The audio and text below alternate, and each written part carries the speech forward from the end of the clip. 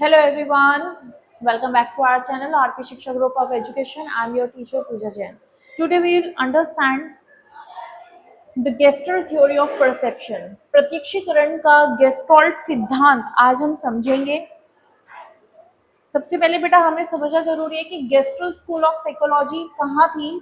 The gestalt school of psychology was found in Germany. ये German के अंदर बनी थी। ये गेस्टोल्ट स्कूल ऑफ साइकोलॉजी जो है, ये जो स्कूल है जर्मन के अंदर बना था।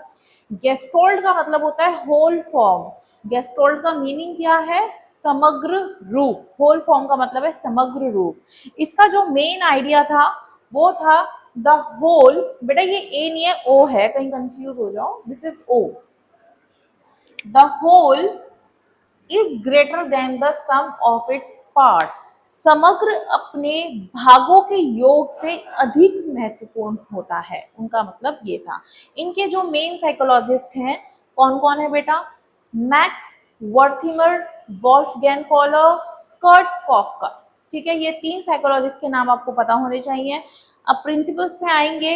इसके प्रिंसिपल्स क्या क्या है गेस्टोल्ट थ्योरी के? पहला है principle of proximity. Principle of proximity यहाँ पे क्या होता है बेटा? Object placed close together are perceived as one group. जो वस्तुएं एक दूसरे के पास होती हैं, निकट होती हैं, उन्हें हम एक ग्रुप के रूप में, एक समूह के रूप में देखते हैं। जैसे कि जो स्टूडेंट्स एक दूसरे के बहुत ज्यादा करीब खड़े हैं, हमने देखा कि वो एक ग्रुप है। क्लियर हुआ? क्लियर? जैसे कि अब ये दो दो दो दो करके रो है, तो मैंने कहा ये एक ग्रुप है, ये एक ग्रुप है, ये एक ग्रुप है। क्लियर हुआ? प्रिंसिपल ऑफ सिमिलैरिटी, समानता का सिद्धांत। Object that look similar are perceive together. जो समान आकार या समान रंग या आकृति वाली वस्तुएं होती हैं, हम उनको एक समूह मान सकते हैं या उनको एक समूह माना जाता है। जैसे कि फॉर एग्जाम्पल मैंने देखा कि यहाँ पे सर्कल सर्कल है, यहाँ फिर स्क्वायर स्क्वायर बने हुए हैं, फिर सर्कल सर्कल है। इस तरीके से हमने इसको क्या माना? सारी एक जैसे दिख रहे हैं, ये एक ग्रुप है, ये एक ग्रुप है। ठीक है, उसके बाद नेक्स्ट है आपका प्रिंसिपल ऑफ कॉन्टिन्यूटी, निरंतरता का सिद्धांत। We perceive smooth continuous patterns rather than broken ones. हम वस्तुओं को एक निरंतर और एक सतत, मतलब जो स्मूथ हो और जो कंटिन्यू हो, सतत रूप में देखते हैं, ना कि टूटी हुई आकृतियों के रूप में। जैसे रेलवे ट्रैक्स होती है, वो हमें कैसे दिखती है? हमेशा कॉन्टिन्यूस ही दिखती है। आप दूर से देखेंगे ऐसा लगेगा जैसे वो चले ही जा रही है, उसका कोई एंड नहीं है। इसी तरीके से यहाँ पे आपके उसमें बना हुआ है, जैसे ये ट्रैक्स ही मान लीजिए कि इसका कोई एंड नहीं है, मतलब ये चल रही है। आप दूर से किसी डिस्टेंस से देखेंगे आपको लगेगा कंटिन्यू चल रही है। नेक्स्ट है प्रिंसिपल ऑफ क्लोजर, पूर्णता का सिद्धांत। The brain fills missing parts to complete an incomplete figure. यदि कोई आकृति अधूरी है, इनकम्प्लीट है, और आपका ब्रेन ऑटोमेटिकली उसको पूर्ण कर लेता है, उसको हम प्रिंसिपल ऑफ क्लोजर बोलते हैं। जैसे कि आप ये देख रहे हैं, ये ट्रायंगल पूरा नहीं बना हुआ, बीच बीच में आपका ब्रेन ने ऑटोमेटिकली इसको कर लिया होगा कि ये क्या है? ट्रायंगल है।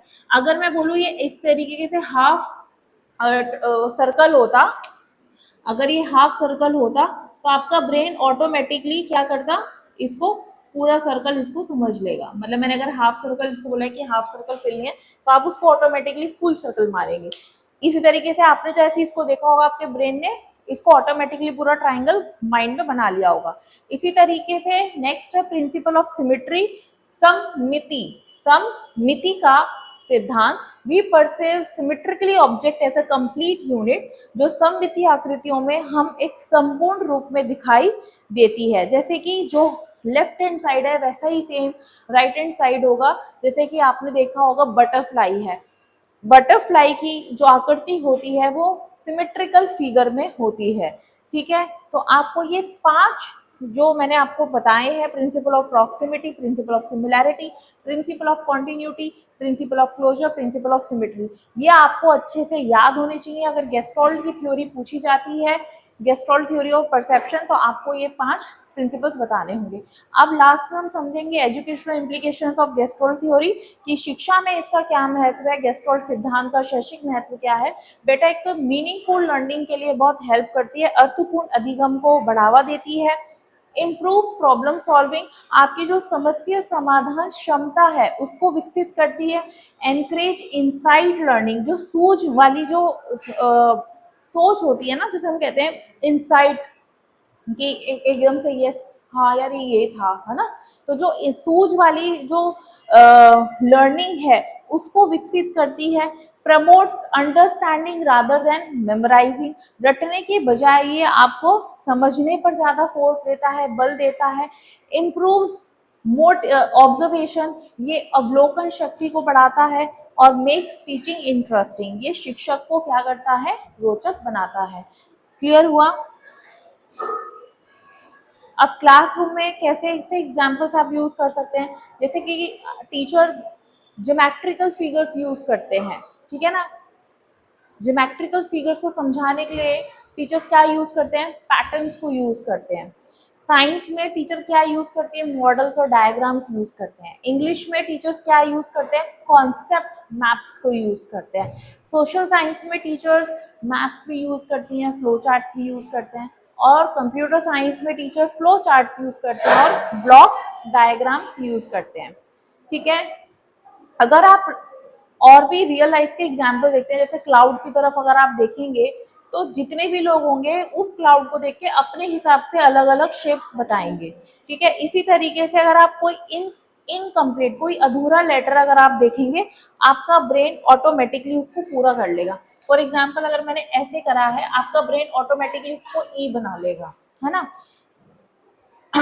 तो ये बहुत सिंपल से एग्जाम्पल्स हैं। कभी कभी आपने देखा होगा, अगर आप कोई ऐसा कोई एक वर्ड पढ़ते हैं जिसमें कोई एक लेटर मिसिंग है, आपका ब्रेन ऑटोमेटिकली उसको पूरा बना लेगा। जैसे कि मैंने लिखा SCHOL, आपका ब्रेन ऑटोमेटिकली बोलेगा स्कूल है ना। तो this is called gestalt theory में इन्होंने यही बताया। तो आई होप आपको सारी चीजें समझ में आएंगी। परसेप्शन का ही एक पार्ट है जिसमें आपका दिमाग आपको बता रहा है कि ये नहीं ये है, चीजों को आप समझ रहे हो। तो आई होप आपको गेस्टॉल्ट थ्योरी भी बहुत अच्छे से क्लियर हो गई होगी, इसके प्रिंसिपल्स क्या है 5 जो मैंने आपको बताए हैं, समझ में आ गया होगा। अब आप बुक में अगर अच्छे से और थ्योरी को पढ़ेंगे तो और ज्यादा अच्छे से आपको क्लैरिटी मिलेगी। मैं बिल्कुल भी ये नहीं बोलूंगी कि आपने मेरा पढ़ लिया बस इससे पेपर हो जाएगा। बुक्स की जो आपको जो इंस्टीट्यूट से आपके कॉलेज से जो आपको बुक मिली है, जो नोट्स मिली है, प्लीज आप उनको जरूर पढ़िए, ठीक है। यहाँ पे आपको कॉन्सेप्ट क्लैरिटी मिली है, समझ में आ गया है, लेकिन बुक तो बेटा पढ़ना ही पड़ेगा। अगर आपको मेरा पढ़ाने का तरीका समझ में आया है, कॉन्सेप्ट समझ में आ रहे हैं, क्लैरिटी मिल रही है, तो वीडियो को जरूर लाइक करें, चैनल को सब्सक्राइब करना बिल्कुल ना भूलें, बेल आइकन को प्रेस करना बिल्कुल भी ना भूलें, जिससे कि जब भी कोई भी नेक्स्ट क्लास अपलोड हो तो आपकी क्लास मिस ना हो। आज की क्लास में बच्चे इतना ही, मैं नेक्स्ट क्लास में मिलती हूँ एक नए टॉपिक के साथ। तब तक के लिए थैंक यू।